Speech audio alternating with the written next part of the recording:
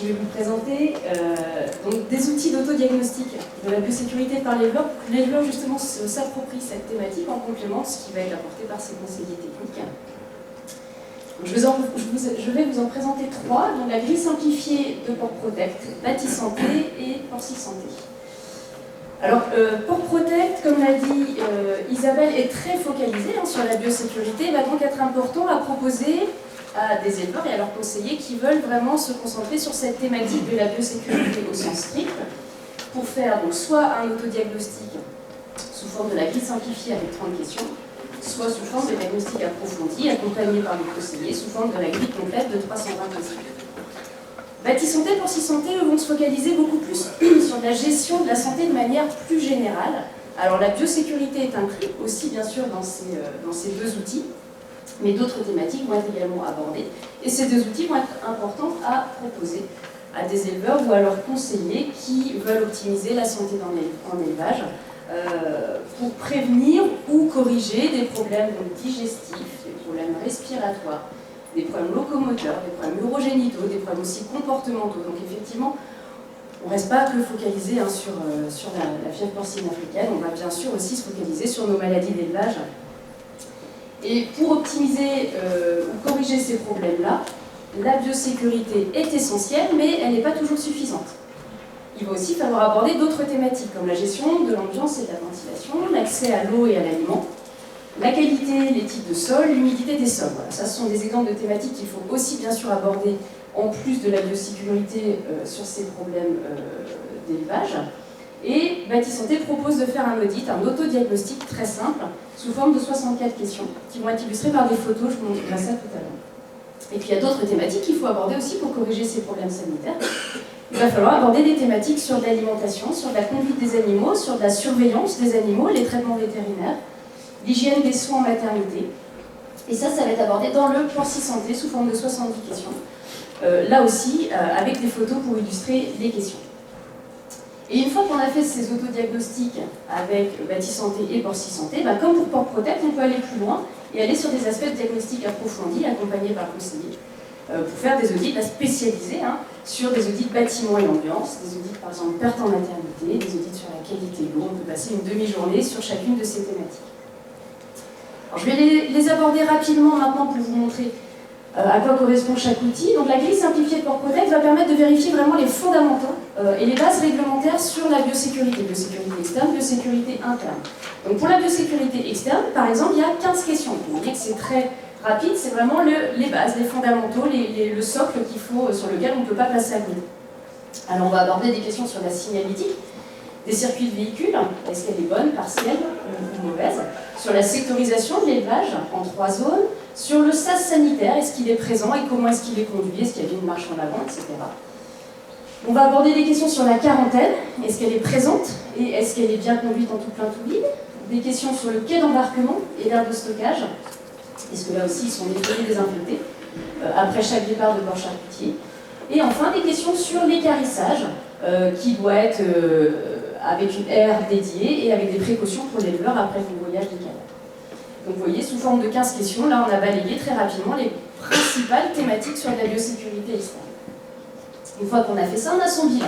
Donc les 15 questions de biosécurité externe, eh bien, par exemple, on va avoir le pourcentage de questions qui vont être mises dans le rouge. Donc sur les 15 questions, là on en avait dans l'exemple que j'ai pris 60% qui étaient à risque. Et alors là, clairement, on est dans la situation où on va forcément, ou en tout cas on va essayer d'aller sur une proposition de la grille complète de Porc Protect pour aller beaucoup plus loin, notamment sur des questions de biosécurité externe, parce que c'est une thématique sur laquelle il y a des progrès à réaliser. Par contre, biosécurité interne, vous voyez que sur les 15 questions, on est plutôt dans le vert, et au total, on est plutôt dans le vert. Donc la grille complète, on pourra la focaliser sur la biosécurité externe. Le Bâti Santé, maintenant, il peut se réaliser de manière différente. Alors sous un format, on va dire, papier, manuel, puisque les PDF peuvent être imprimés à partir du site internet de l'IFIP. Donc on imprime la grille de diagnostic, on imprime les fiches techniques. Et puis on peut aussi le faire de manière plus peut-être ludique ou plus moderne sur le smartphone en ayant téléchargé l'application Bâti Santé. Sur les téléphones Android, pour le moment, ce n'est pas disponible sur l'Apple Store. Alors, vous voyez qu'il y a des questions qui vont être communes entre les outils. Bah forcément, ils parlent tous de biosécurité, donc forcément, et heureusement, j'aurais tendance à dire, on va avoir des questions qui vont être évidemment communes. Là, j'ai repris l'exemple sur la signalétique de l'élevage. Vous vous souvenez, tout à l'heure, dans Porc Protect, c'était est-ce qu'elle est bonne, moyenne ou mauvaise. La façon de poser la question ici est totalement différente. Elle est visuelle et elle est plus contrastée. En gros, c'est est-ce qu'on a une signalétique, oui ou non. La situation verte, c'est la situation favorable, on a une signalétique. Et la situation rouge, c'est qu'on n'en a pas ou qu'elle est partielle.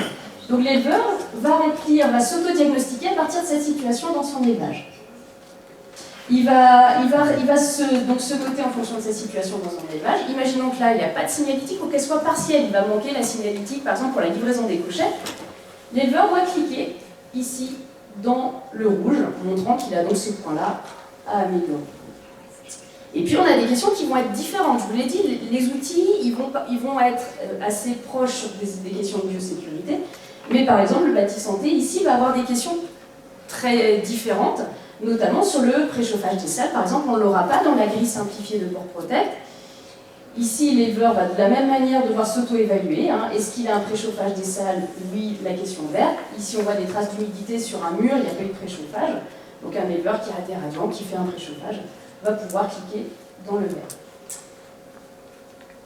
Alors, dans les thématiques abordées, je vous ai mis les grands chapitres, et on va citer un ou deux exemples par grand chapitre, sur l'équipement et l'aménagement intérieur, et on va poser des questions sur la qualité des sols, sur l'accès à des matériaux manipulables.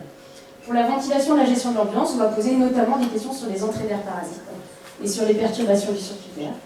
Dans le chapitre chauffage et gestion de l'ambiance, on va aborder tout ce qui est confort des porcelets en maternité, mais aussi en post-sevrage, en quarantaine. Pour l'élevage chopaille, on va évoquer notamment des questions de fréquence de paillage. Dans les conditions d'abreuvement, on va parler des purges, des circuits d'eau. Pour la distribution de l'aliments, on va parler par exemple de la propreté de la machine à soupe. Et on aborde après la thématique biosécurité. Et donc on a 64 questions qui font le tour sur les bâtiments et les équipements d'élevage. Une fois qu'on a fini les 64 questions, on arrive comme ça à un écran qui fait le bilan sur les 3 thèmes. Donc les 3 thèmes, c'est bâtiment, ambiance, eau et alimentation, biosécurité. Puis on a un code couleur. Vert, c'est quand on avait une majorité de réponses vertes. C'est assez intuitif, je vous le dis, enfin c'est assez intuitif. Et par exemple, là on voit qu'on a la thématique eau et aliments, où on avait plus de 75% de questions rouges. Donc ce code couleur permet de visualiser les points maîtrisés, puis surtout la priorisation des points améliorés. En général, on ne va pas pouvoir donner 15 recommandations d'emblée à faire, on va prioriser les actions à mettre en place dans l'élevage. Donc on va aller voir ce qui se passe dans la thématique eau et aliments. Et là, on voit qu'il y a 4 fiches techniques qui vont nous être proposées, et celles qui sont en rouge sont les fiches techniques qui vont nous donner des recommandations par rapport aux points justement qui avaient été notés à améliorer dans l'audit, dans l'autodiagnostic. Et ces fiches, on peut soit les consulter directement sur l'écran, soit se les envoyer par mail. Et on ne va pas forcément aller voir par exemple tout ce qui concerne la préparation des salles ou la gestion de l'alimentation, parce que là, les fiches en vert montrent qu'on a bien maîtrisé ces thématiques. Voilà, on peut aller se les envoyer par mail ou les regarder, comme ça on a une vingtaine de fiches qui sont synthétiques, très synthétiques, c'est des recto verso maximum avec donc des tableaux et des schémas. Je vais vous présenter désormais le Porci Santé, alors, qui lui va toucher tout ce qui tourne autour des interventions sur les animaux. En gros, le bâti santé, c'était tout ce qui est extérieur à l'animal, le bâtiment, les équipements. Le Porci Santé, c'est tout ce qui est sur l'animal, tout ce qui touche à l'animal. Alors on va avoir tout un chapitre sur la gestion des trucs. La conduite des truies en verraterie, par exemple, comment se passe l'hygiène et le rangement du matériel pendant l'IA. La gestion des truies en maternité, par exemple, comment on fait et comment on interprète la mesure de la température rectale des truies à problème. Pour l'alimentation, on va avoir des questions sur le suivi de l'état d'adiposité des truies avec les épaisseurs de lard. La gestion des cochettes, on va rappeler des notions de démographie de troupeaux. On a ensuite un chapitre sur les porcs en croissance, donc avec des soins des porcelets en maternité. Voilà, par exemple sur les soins aux porcelets chétifs, sur la position, la lame chaude du couple, etc. Je ne vous les présente pas toutes, évidemment. L'alimentation des porcelets en maternité, on va voir des questions sur la distribution de la bouillie en maternité. Pour l'alimentation des porcs, on va s'intéresser à l'homogénéité de la soupe distribuée sur le circuit. Et puis, on va avoir des questions sur la conduite des porcs, les notions de pas de mélange de bandes, pas de mélange de portée, etc. Et enfin, le dernier chapitre concerne la gestion des traitements vétérinaires, avec des questions sur l'infirmerie, le stockage des médicaments, par exemple les températures du frigo, les nombres d'animaux par aiguille pour tout ce qui est injectable. Pour les pompes doseuses, on a des questions sur des vannes de purge, et puis des questions sur le déparasitage. Le Porci-Santé va être disponible sur le site internet de l'IFIP en octobre 2019. Là, les dernières modifications ont été faites et on prenait en compte les remarques faites par les relecteurs qui ont été sollicités sur le terrain, donc les vétérinaires et les techniciens qui nous ont remonté des améliorations à faire sur le document, et donc là on vient de s'appliquer. Et il sera disponible sous forme d'application smartphone courant de l'année prochaine.